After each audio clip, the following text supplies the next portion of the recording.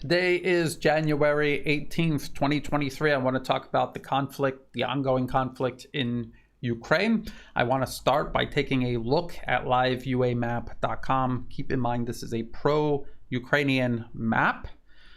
And if we zoom in, we will notice that, again, the front line in Kherson and across Zaporozhye, that is relatively stable. It's stable because Ukraine does not have the means of crossing the Dnieper River. And this is where Russia created the new line of contact, shortening it significantly and concentrating its forces along a much shorter line of contact. This is in the advantage of Russia. The bulk of the fighting is still around Bakhmut. And when you zoom in, this is Bakhmut. And if we zoom in to Soledar, just north of Bakhmut, we notice that even according to this pro-Ukrainian map, Russian forces have taken over even more territory around Soledar, including the rail station. And what they have done is they have cut Bakhmut off from Seversk. And so troops and equipment cannot flow in either direction now, to or from Bakhmut. This will make Seversk more vulnerable if the idea or plan was to ever transfer equipment and men from Bakhmut, which I don't think is a possibility anymore. And we can see the map indicates Russian forces swinging in the south to the northwest. They are looking at cutting Bakhmut off along these major roads and rail lines. So look at these rifle icons, these red rifle icons. This means there is fighting in this area, but no change in territory. But that means that Russian forces are attempting to cut off all of the main transit routes in and out of Bakhmut. Russian forces don't need to actually arrive at these roads or rail lines. If they get just close enough, they can use long-range weaponry to exercise a certain amount of control over it in terms of destroying anything that tries to go along that road in and out of Bakhmut. And so what is happening is encirclement. That is what's happening at Bakhmut. The Ukrainian military is continuously sending more equipment, more men to Bakhmut, and it is all being destroyed by Russian forces. And this, again, this is consistent with Russia's demilitarization objective. They want to demilitarize Ukraine. That is what they're doing. I have said many times, they do not need to go on the offensive to take up large amounts of territory if the Ukrainian military is going to come to them in this manner. So this is going to continue. We have to keep our eyes on this. To the north of Bakhmut is Kremena. You have to keep an eye on that. This is the line of contact between Ukrainian forces in Kharkov and Russian forces in Lugansk. And this is where the Kharkov offensive ground to a halt. And this is where it has been for months now. The US announced that it was sending a Patriot missile battery to Ukraine. There's already 90 to 100 Ukrainian troops in the United States right now training to use this. I've already talked about the critical missile shortage for the Patriot air defense system. This is worldwide. Everyone operating Patriot missile systems face a missile shortage, especially Saudi Arabia, who has been at least trying to use them to thwart Yemeni drone and missile strikes. So the US is going to send a battery. Germany announced that it was going to send a battery. And now we have this from the New York Times. Netherlands considers sending Patriot missile system to Ukraine. The Prime Minister of the Netherlands said on Tuesday that his country was considering sending a Patriot missile system to Ukraine, a move that would bolster Kiev's air defenses and help repel Russian strikes. But it won't. It'll just deplete the very small number of Patriot missiles that remain quicker, and whatever the US is able to produce, it'll expend those much faster. Now, in this New York Times article, they are citing this incident where a residential building was partially destroyed, apparently by some type of missile. The Western media is claiming without any evidence or explanation, they were claiming that it was a Russian cruise missile. Russia targeted this residential building in Dnipro city, and this is the reason why the Netherlands is now talking about sending a Patriot missile system. And now I'm going to get into this. There is a unified theme across the Western media discussing the need for significant escalation. What that escalation is, they don't make entirely clear, but I think they're preparing to announce something, and they are clinging to this residential building being destroyed as a pretext. And we have seen the US and its allies do this over and over again in Syria from 2011 onward. Every time they sought to escalate militarily, they would sometimes fabricate or stage an incident, or they would take an incident that happened and distort it to use as some sort of pretext. And every time Russia successfully managed the conflict and avoided escalation from going out of control, because the US did use some of these incidents as a pretext to launch cruise missile strikes across Syria. They cite it as a reason to maintain their illegal occupation of eastern Syria. And so something very similar is in the works for Ukraine. We have to be on the lookout for that. Now, in addition to Ukraine losing territory in and around Bakhmut, and the situation looking very bleak there, and in addition to Russia systematically dismantling Ukraine's power grid, every wave of missile strikes diminishes it even further. There have been some losses in the senior ranks of the Ukrainian government. So the first one is this article from the BBC. Ukraine war, Zelensky advisor resigns over Dnipro remarks. It says Ukrainian presidential advisor Alexei Arestovich has offered his resignation after suggesting a Russian missile, which hit a building in Dnipro, killing 44 people, was shot down by Kiev. Mr. Arestovich apologized and said he had made a fundamental error. The original remark caused widespread anger in his country and was used by Russian officials to blame Ukraine. The advisor is a well-known figure because of his daily updates on YouTube, watched by millions. Ukraine's President Volodymyr Zelensky has not yet commented on Arestovich's decision to resign. There may have been an update regarding this story. This was at the time of recording 18 hours ago, and if there has been a further development, just put it in the comment section and try to cite some sort of source. The only mistake Arestovich made was giving a rational explanation to what happened. There was widespread anger in the country, not based on any sort of evidence, but based on the necessity that Ukraine has for blaming this on Russia, no matter who actually was responsible. Now, we know for a fact that Ukrainian air defense systems have wreaked almost as much damage on residential areas as Russian cruise missiles have on Ukrainian infrastructure.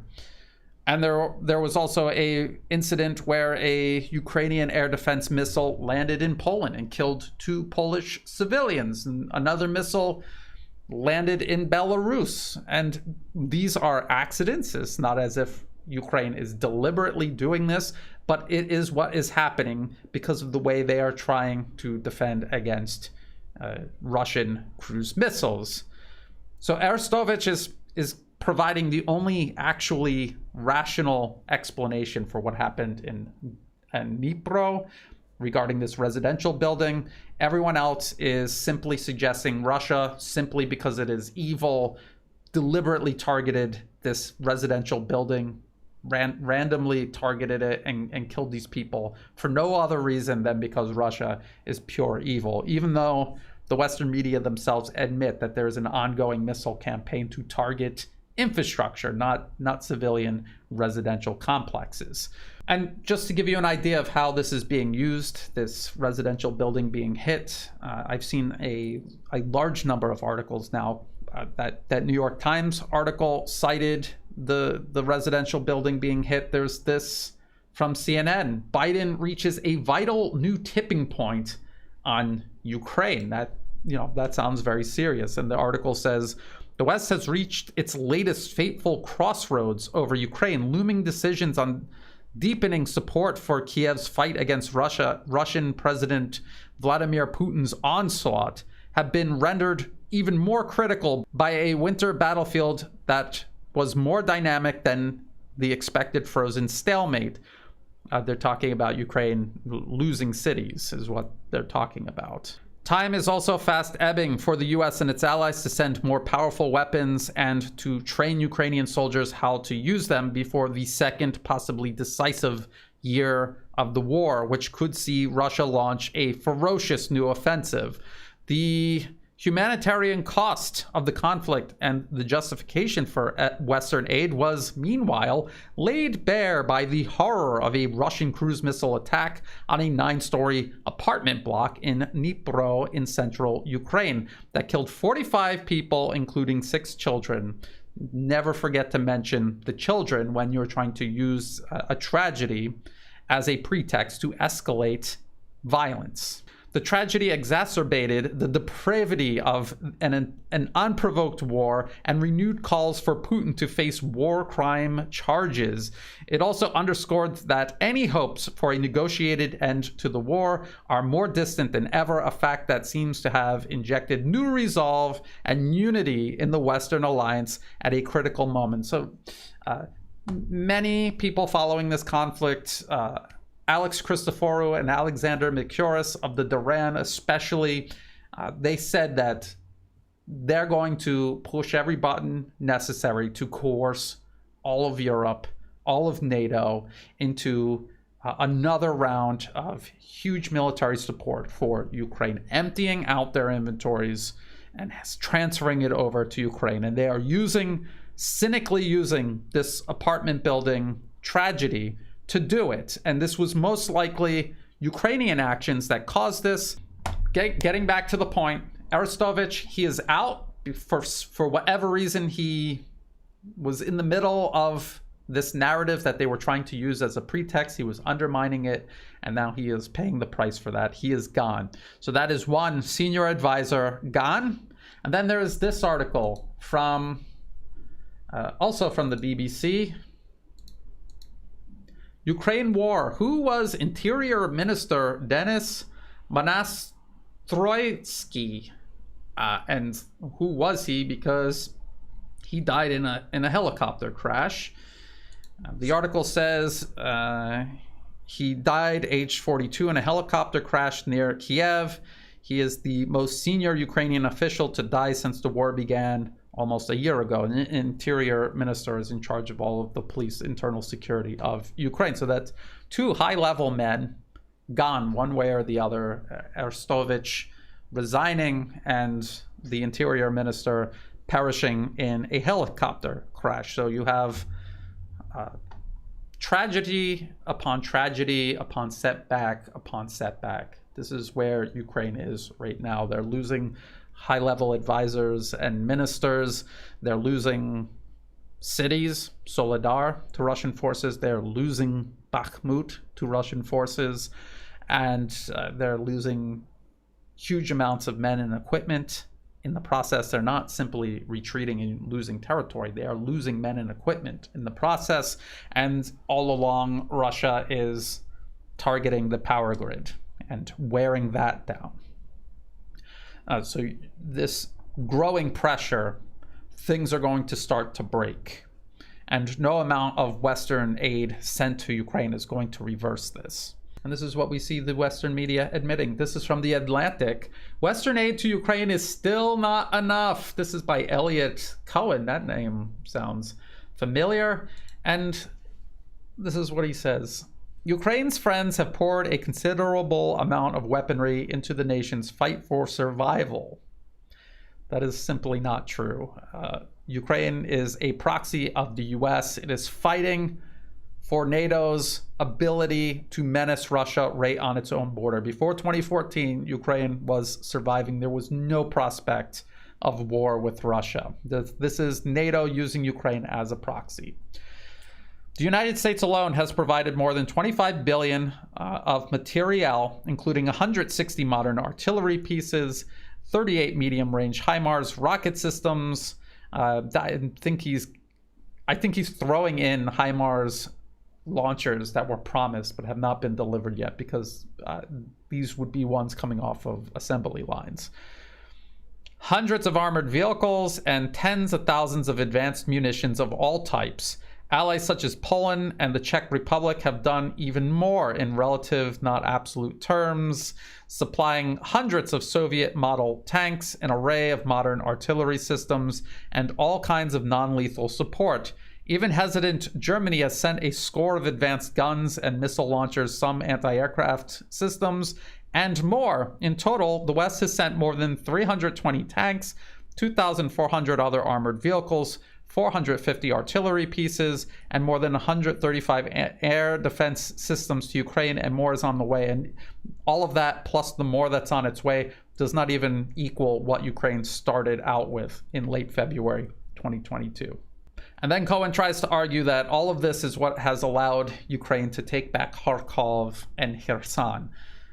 But they traded all of this equipment that he just listed. They traded all of that in to take back Kharkov, for the offensive to grind to a halt at the edge of Lugansk, and to take but be unable to administer Kherson City, and then be stopped at the Dnieper River. If you believe trading all of that in for those advances and then being weaker after the offensives, if you think all of that was worth it, okay. And of course, all of this is not enough. So this is what he says. This is still not enough. Ukraine needs not only greater quantities, but also different types of arms, including modern battle tanks, extensive air and anti-ballistic missile defenses, and above all, deep attack systems such as the Army Tactical Missile System, ATACMS, and long-range unmanned aerial vehicles. And so people like Cohen, they went from claiming that Ukraine is on the offensive, and here they are back to begging for more weapons to be sent to Ukraine. Sending them these long-range missiles, ATACMS, I've already explained this. Yes, it will allow Ukraine to hit targets further behind the line of contact. That is true. But Russia has the Iskander missile system. It fires very accurate missiles, very similar to ATACMS. They have a longer range. They have more of them, and they can continuously produce more of them as this conflict goes on. So the ATACMS is only going to give Ukraine a slightly inferior ability to do what Russia is already doing and has been doing this entire time. So if this is a capability that will allow Ukraine to win the war, Russia will win the war first. It's the exact same story with the HIMARS, the M777. I mean, they're talking about 450 artillery pieces. Ukraine started with almost 2,000 artillery pieces. That's what they started out with in late February 2022. The West collectively has only sent 450 more. This is a huge problem. They cannot even restore Ukrainian military capabilities that existed at the end of February last year. He talks about long-range unmanned aerial vehicles. Ukraine had them. They had the Bayraktar TB2, which is a very capable system. It is not a bad system. It's just incapable of flying into the most advanced air defense systems in the world. That's not even what they're designed to do. And so any other type of long-range unmanned aerial vehicle transferred over to Ukraine is going to suffer a similar fate. And if you read this entire piece by Cohen, you will see him resort to all of these fabricated claims, baseless claims about Russia losing 100,000 troops. So Cohen is reciting all of these ridiculous narratives. And you just have to wonder how much of this is Cohen using propaganda to keep the arms flowing, because he has connections to these think tanks that are funded by arms manufacturers. How much of it is pure propaganda and how much of it is just ignorance? Cohen and many others in the West having no idea how any of this actually works in reality. It's very hard to tell sometimes. Now, I talked about this residential building in Dnipro being hit and how the West is trying to use this as a pretext to announce some sort of escalation. I just want to point this out. This is happening this Friday. Secretary of Defense, Chairman of the Joint Chiefs travel to Germany for Ukraine Defense Contact Group meetings. They're doing this on January 20th, Friday, this coming Friday. And this is the monthly meeting. And this is where they all pledge upcoming military aid they will be giving to Ukraine. So I think they have something that they're going to announce, or something big that they're going to announce, or at least something they think is big that they're going to announce. I highly suspect it's going to be that Germany agrees to sending Leopard 2 tanks in large numbers. And I've heard the West is preparing to send up to 100. Let's just say it's 300 or even 500 tanks.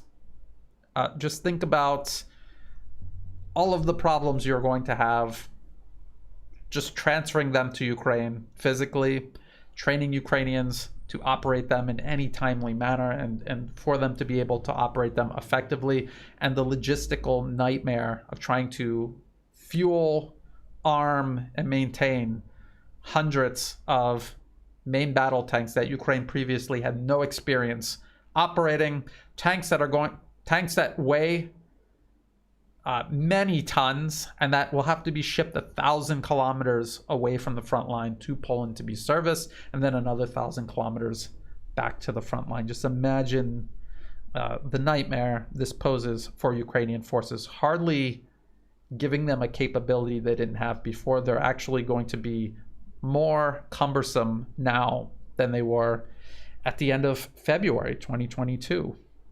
But they're going to make this announcement on Friday. They're going to be transferring all of this equipment to Ukraine. It's just a matter of how much and what they're going to be giving them. And the hope is either use it on the defensive, which I think would be the smartest thing to do, or to go on the offensive with it. And if you go on the offensive with this equipment, the exact same thing that happened at Kherson and Kharkov is going to happen again. Only it's going to be Western main battle tanks being destroyed rather than Soviet-era Polish tanks transferred to Ukraine being destroyed. Russia was able to do that then, and since then, they have mobilized 300,000 additional troops. They're bringing in their own increasingly large numbers of heavy equipment, tanks, main battle tanks of their own.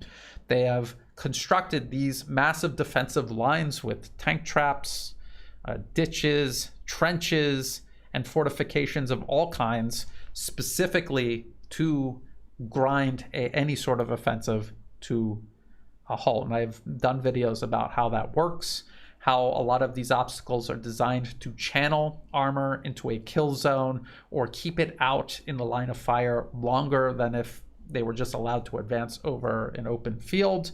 And this is what is going to give Russia the ability to stop any of these armored advances. And we can see the unified theme across the Western media and among Western politicians, this upcoming escalation that they have in mind. We just have to wait and see what it is. We will know the results of this meeting in Germany announcing additional military aid for Ukraine. We'll know, between Friday and Monday, we will know the details of that meeting, and then I will break it down sometime next week. That does it for this update. If you thought this video was useful, please like and share. Think about subscribing to my channel. It's free to do. It helps the channel grow. In the video description below, you will find all the other places you can find and follow my work. I'm on Telegram, I'm on Twitter. YouTube videos are automatically uploaded on Rumble and Odyssey. It might take a day or two. Subtitles for my YouTube videos will take a day or two. They're auto-generated, but sometimes it takes a little time for them to show up. In the video description below will be all of the links that I referenced in this video, as well as for ways you can help support my work. I don't monetize my YouTube channel. If you see ads popping up, feel free to block them or skip them because they're not doing me any good. If you do want to support my work, please do so through Buy Me a Coffee and also Patreon. And to everyone who has been helping out, whether it's a one-time donation, month-to-month donations, or even if you're just sharing my work with others, sending me news tips by email, or providing kind comments in the comment section below, I greatly appreciate all of that support. All of it helps me continue doing what I'm doing here. So thank you for that. And as always, thank you for watching.